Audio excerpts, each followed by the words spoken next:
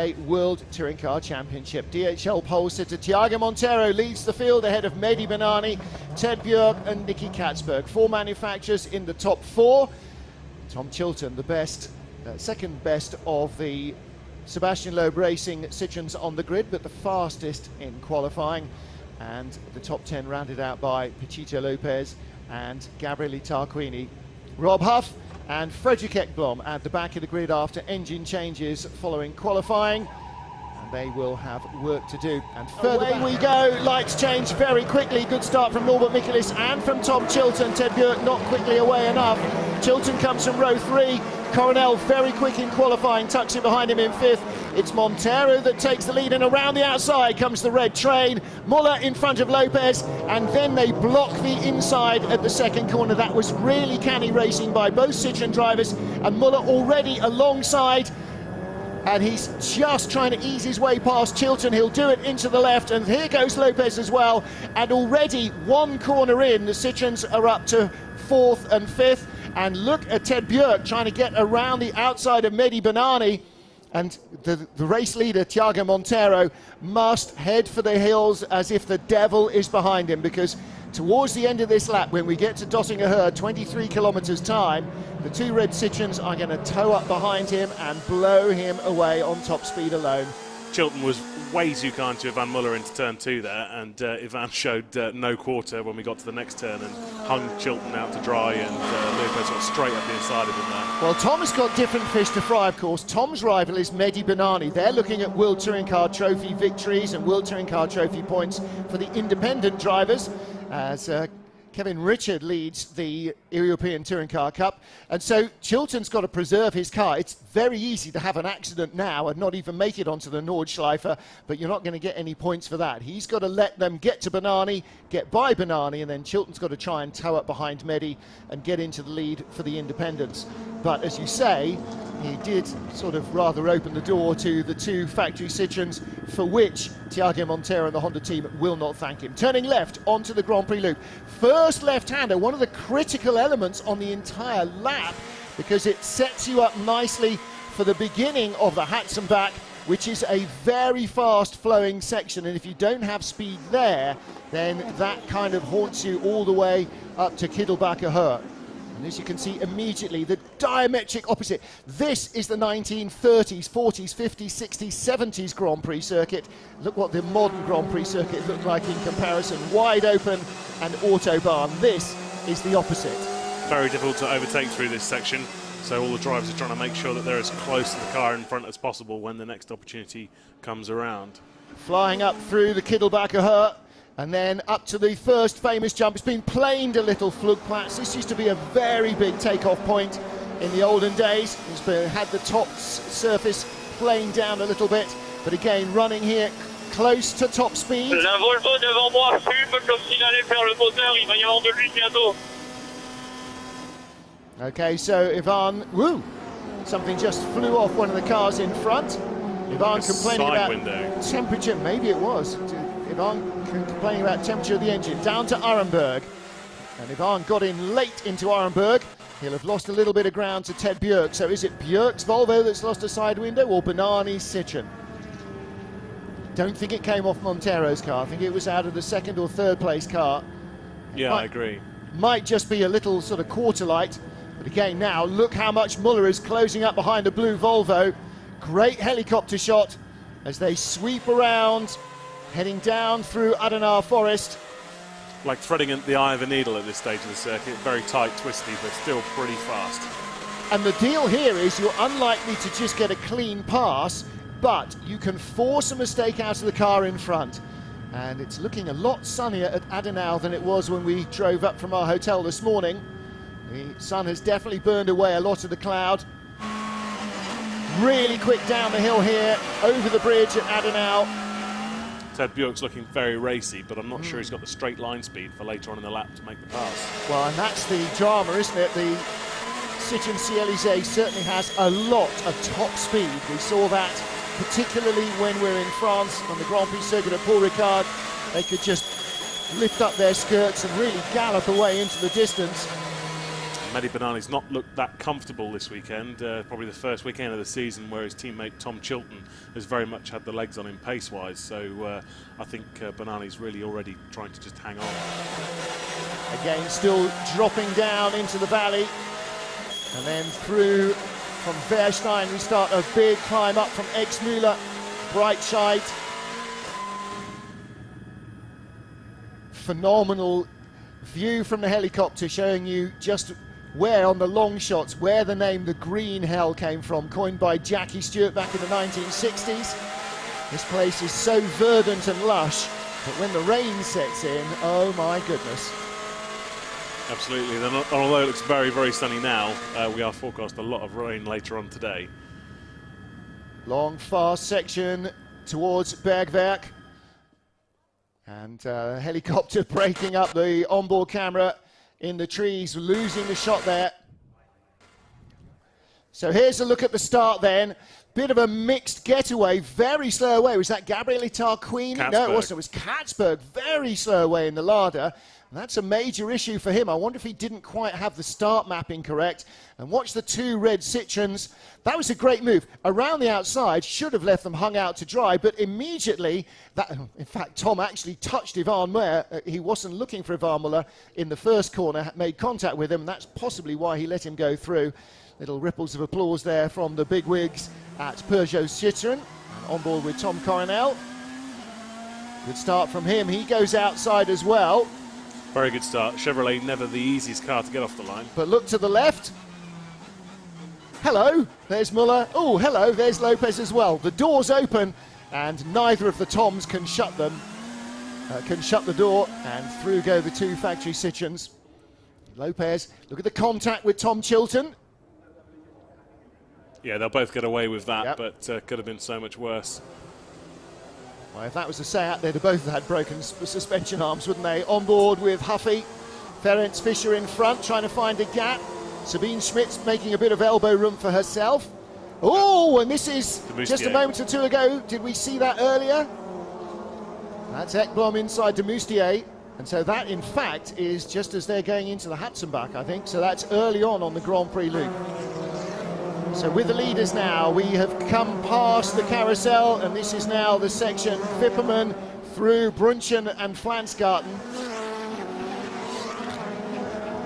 Ivan Muller starting to make a pass around the outside of Mehdi Banani, and that is for third place. The Moroccan is struggling, the car weaving all over the place as he drops down into the dip before Brunchen. Muller gets through. We missed the Volvo moving up to second place. Here's where it happens. Banani gets a little wide, and that, I think, is the exit. I'm not quite sure. That is the exit of Wipperman, I think. Banani just got on the wrong line there, lost all traction on the exit of the corner, and that was enough to let Ted Bjork straight round the outside of him into the next corner. So now we're towards the end of the lap. Look how high we are compared to the low point on the valley, and here comes Chilton. He's paying no respect. Now there is the mini carousel, so this is Schwalbenschwanz right towards the end of the lap. Chilton goes by, Coronel goes by, Banani in all sorts of trouble. Through goes the Honda, and that'll be Rob Huff going, oh, that'll be Norbert Mikulich going by him, won't it? It is, Norby's gone by him. And the next Lada up will be Gabriele Tarquini. I'm not sure if Banani had a problem there, but I just think he just got so out of rhythm from being offline in all those turns, and that's it, just one after another. You just lose so much momentum if you're not on that one line through that section. So here we go, down the 2 kilometre straight. That is the Dottinger Höhe, and Ivan Muller is right in the slipstream of Ted Björk. Björk moves from one side of the road to the other for the quick left at the Antoniusbrücke, but Muller is right there, ready to pounce. This left-right sweep that ends the lap. This is very much already looking like Ivan's race as we come towards the end of the first loop round. Except if he's in front of Jose Maria Lopez onto Dottinger Höhe for the final time, that's like being in front at Monza in the last lap of a slipstreamer. Montero leads lap 1 from Ted Björk, but Muller and Lopez are ominously close. And Chilton, I'm not counting out an all-Citroen podium here. Mikulich up to 5th position. Banani down to 7th. Ugo Volante is right behind him. Then Rob Huff up to 9th from 15th on the grid. 16th on the grid. So Huffy has made really good progress. And all his experience of 24-hour racing and VLN racing really has paid off. Although not a lot has gone well for Rob this weekend at all. He's really struggled with various incidents, accidents, protests regarding previous races, all kinds of things going on for him this weekend. Well, Nicky Kэтсburga in the Lada down in 14th place, not going at all well for him. Another acknowledged Nordschleife expert. He's just in front of Sabine Schmitz. And Sabina was just 1900ths of a second behind the Lada as they came across the line. But Tom Chilton having a really excellent race weekend here in that red, white and blue Sebastian Loeb racing Citroen. That's why it's a shame for Tom that he sort of lost out in that first two corners, because I think if he'd been the car behind the Volvo, he very well could have got into the lead of this race. Yeah, but don't forget, he's 5th at the moment with 2 Citroens to tow him along. Here is that Rob behind? No, hang on, that's... Rob behind Valente. Yeah, behind Hugo Valente on the Grand Prix circuit. The contrast is quite hard to make out from the onboard camera of Huff's car exactly who was in front of him there. Out left onto the Hatzenbach they come. And in Valente's mirrors, that's a great view of what you see behind. Slightly sick-making, but a great view all the same. Little shot of Rob Huff's car, and right behind him is Gabriele Tarquini. Don't think Rob will be worrying about Gabriele. He's already got by him, and Gabriele hasn't shown the pace to challenge. Ted Björk's in the pits. So he has come round the Grand Prix loop and then cut in through the back. I think it's all the pressures all running. Well, it is pouring out smoke. John Philippi is in the pits as well. So Ted Björk is out of 2nd place. And that means now that Thiago Montero leads and Ivan Muller is already up to 2nd. And Pechito Lopez is up to 3rd. And Tom Chilton is up to 4th. Real shame for the Volvo team, but they've had quite a lot of unreliability regarding the engine. And this circuit at 25 kilometres long is 63% full throttle. So if there's going to have any engine issues, they are going to be exposed here. Yeah, and the full throttle sectors here are not accelerative full throttle so much as really sitting there going very quickly indeed. The bonus for the car is that when you are at that high speed, you get a lot of really good cooling. And for brakes and tyres, there's a lot of hard work, but there's a lot of really good cooling elements as well. You know, this isn't working the tyres hard, it's allowing them respite. It's not working the brakes hard, it's allowing them respite. It allows the cooling system a bit of respite. The problem for Jose Maria Lopez is being in Ivan's turbulent wash. His engine temperatures will gradually start to climb. Yeah, though we've seen bulletproof reliability from Citroen on the engine side, but he's really on Ivan's tail now. Well, he needs to be, because those two together, when they get on the faster sections, will both be quicker than Thiago Montero can be on his own. So their top speed combined will be higher than Thiago's, and if they work together, as they inevitably must do, then they will slipstream up behind him, little by little, straight by straight. So Thiago knows that. He knows that his only chance of winning this race is making sure he's got enough of a gap before he gets on the long straights towards the end of the lap. Well, it's like China last year, isn't it? Run away and hide and just pray that somebody somehow holds off the Citroens. Just have to take big risks to make sure that that gap is where it needs to be. The bonus for Thiago is that the quicker of the 2 Citroen drivers is stuck behind the slower of the 2 Citroen drivers, and so Muller is dictating their pace, not Lopez. Thiago Montero leading here as we get to Adenauer Forest for the 2nd time, over the bridge at Adenauer, and starting the big climb. This is over 300-metre vertical climb here.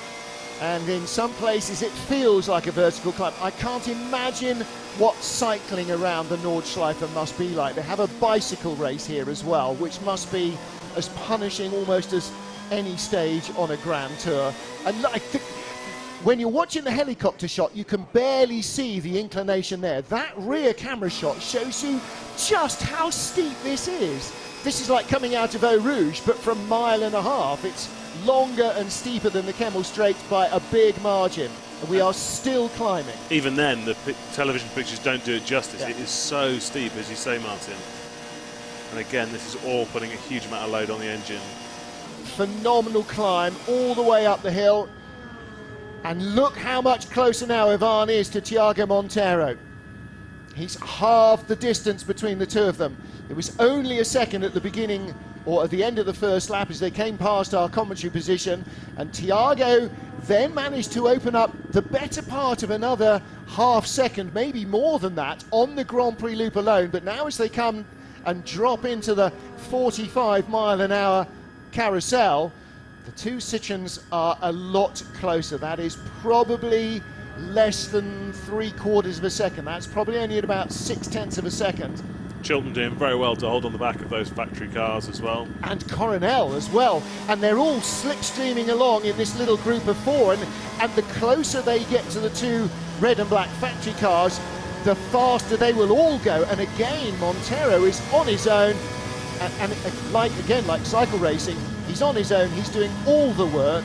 Whereas that little group behind, the chasing pack, they're helping each other effectively. Big pressure for Honda as well. They kind of need a result. Very difficult weekend for them with cars in the wall and various things going wrong. A lot of sleepless nights, literally, where the guys didn't go back to the hotel, and they're in a dispute with the rule makers.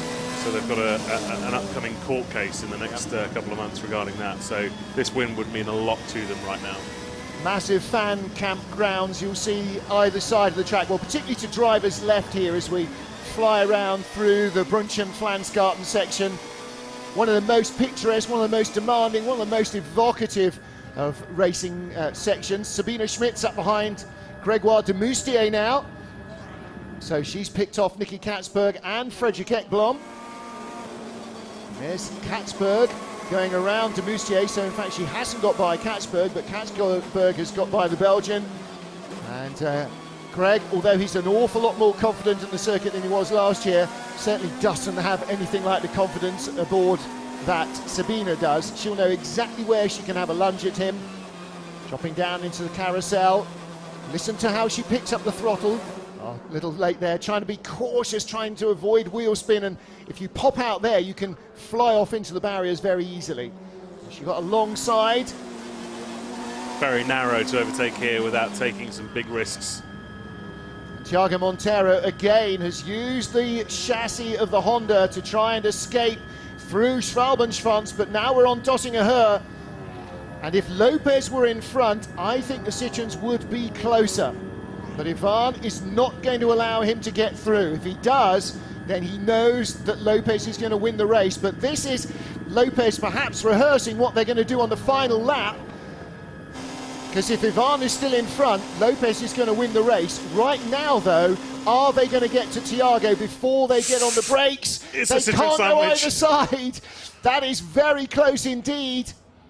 And Muller just keeps his nose in front.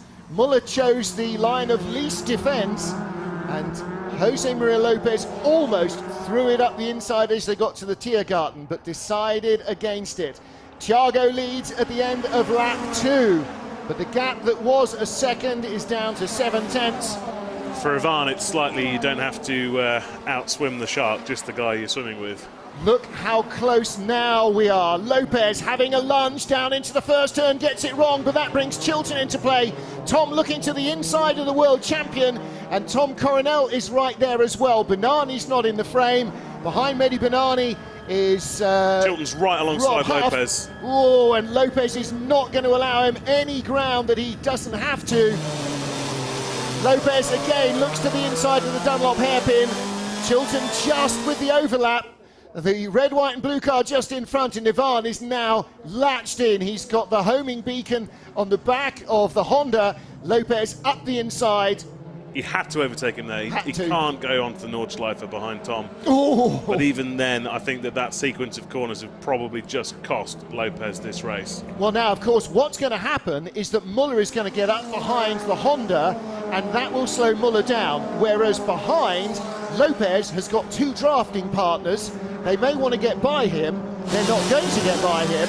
But he is now free to go at the speed we know he can produce, which is quicker than Ivan.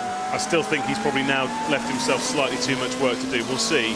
But Lopez will have to take some huge risks to get onto the back of Ivan again. I think the gap is now just slightly too big. Oh, I don't know. That can't be much more than a second. Ivan is probably still 6/10 behind Thiago. And Lopez is really going pushing for it. Lopez wants to win this, knows he can, knows he should. Do you know, and that is the real sign of the champion, isn't it? He's not going to settle for third until they pass the checkered flag and he can't get by Ivan.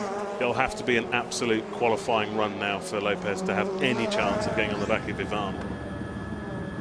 Well, don't forget, he will be on as low fuel now as when he set that qualifying lap. So there is an 8-minute 35 lap in the car. And if Lopez produces that, he will win this race, and he is all over the curbs. Fastest race lap so far from Tom Chilton, 8 minutes 47.5, and the previous race lap record, 8:40.68, set last year by Jose Maria Lopez. Lopez in third, Chilton fourth, already half a second and more behind Lopez. Lopez is bridging the gap between the pursuing trio and Ivan Muller and Thiago Monteiro.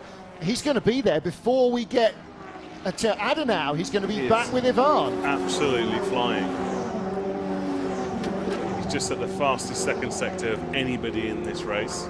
Huffy flashing the headlights at Mehdi Banani. Banani has recovered his composure well, and off's gone Coronel. A rare mistake for Tom. Is that another puncture? Such a shame. Yes, right front puncture for Coronel. Well, he's had such a good weekend here. And that is his third high-speed puncture of the weekend. There's been a couple for Ugo Valente as well. It is a really high-stress track on the tyres, and that means that the battle now between Banani and Huff is for 6th position. Huff reminding you from 16th on the grid, Banani from 2nd. And that's what knowledge and experience gives you. And here comes the Honda, and he's down the inside, and he just levered Banani offline enough. Great move. Didn't touch him, no contact, but Banani couldn't get the line he wanted. Couldn't get tucked in, and there he went. And let's have a look at, oh, Chilton having a massive moment, and Coronel, tyre let go. Did he say left front? Looked to me like, well, the right front was certainly damaged when we picked it up. Yeah, there's quite a lot of damage there. That's probably going to put him out of race 2 as well. Yeah, may well do. Which is the other thing, of course, is they've got to get the car back. And although they're towing it behind the barriers, he's on the inside of the circuit there, and the service roads, well, they're good. I'm not sure how quickly it'll be back to the team. Of course, he was down to start third in the next race as well, Martin, so that's huge disappointment. And of course, he was already second in the WTCC trophy behind Tom Chilton, was certainly hoping to challenge him or at least finish second behind him, and as you say, start really strongly on the race, on the grid for the main race, behind the factory Citroens and ahead of all his other points rivals. So very, very tough break for Tommy Coronel. Huge knock-on for these small independent teams with their sponsors and prize money and whatever else. It's such a shame for Tom. Fastest lap of the race from Thiago Monteiro last time round, 8:48.8. Ivan Muller managed an 8:48.5. Only 3/10 quicker. Oh, and who's Montero's that? gone off. They've all gone off. That's a huge crash. Through goes Chilton. Was that Muller? It was Muller and Monteiro. So that means that Lopez is our race leader. Muller and Monteiro. Montero's. Now, Ivan was very calm on the radio. Was that message just before the incident happened? So Lopez must be our race leader, unless his car is somewhere there. Somebody, hopefully the director will find it. Here's Muller. Monteiro has a moment, he's on the grass. Muller, he's lost a wheel. And Muller can't avoid it. It's a tyre carcass, I think. It's a tyre carcass. So there is Muller with Lopez right behind. Monteiro had a big impact. Maybe it was the entire wheel that came off then. That was a huge shunt. Muller couldn't avoid him. Muller went for the narrowing gap, and Montero, again Teflon coated, has somehow avoided the plane crash. So is Montero okay? He's very dazed. That was a huge shunt. That was bigger than Huffy's. Yeah, just trying to work out if that's frustration or injury.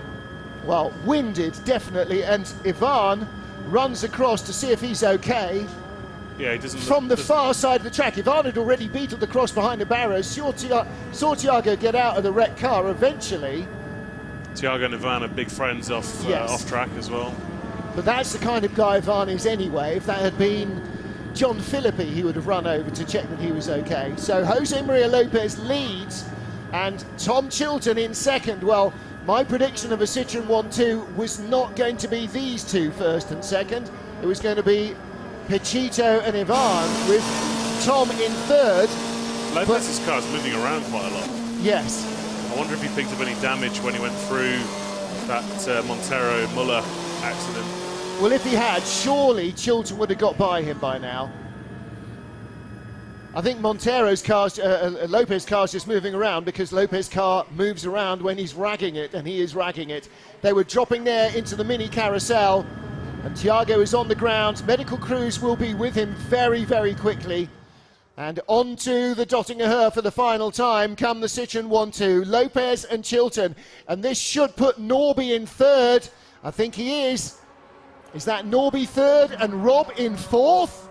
Rob is in fourth place from 16th on the grid. Never say never. And for Tom Chilton as well, watch Lopez's car like a hawk. Any sign of a puff of smoke, although the Citroens appear to have been very kind in their tyres, and Chilton is going to close up right behind him. Will Chilton challenge for the win? Will he be able to get by Lopez even if he does? Third for Norby, fourth for Huff, fifth for Banani, sixth for Valente, seventh for Tarquini at the moment, but it'll be Pechito that comes out of Tiergarten for the final time, narrowly in front of Chilton, and Chilton now will be ruining the fact that Lopez got by him, but it is victory for Lopez, a Citroen 1-2. Yeah, robbed of the grandstand finish that we all deserved there, but let's just hope that Tiago Montero is okay. And Frederick Ekblom from the back of the grid, 0.09 of a second behind Gabriele Tarquini from 7th. So Ekblom really made a race of that, and so too did Rob Huff. Well, that's very good to see that Tiago is up. Clearly he was winded, and that's really knocked the wind out of his sails. I think both of those drivers will be pretty glad that they don't have to go back and contemplate race 2. Well, watch what happens here. We're in top gear, flat out, and the car just turns into the barriers, and that is a carbon copy of Rob's accident, and somehow Lopez squeezed around the outside. I don't understand where Lopez ended up. He goes right here, look, he has a big moment, goes right, and Ivan is then caught behind Tiago's car, which then drags it off into the barriers. Lopez got through around the outside of both of them. Very nearly ended up, that's a huge shunt. That is a huge, huge shunt. And then, bammo, he gets collected by Ivan. Not hard, it has to be said, but somehow Pechito went around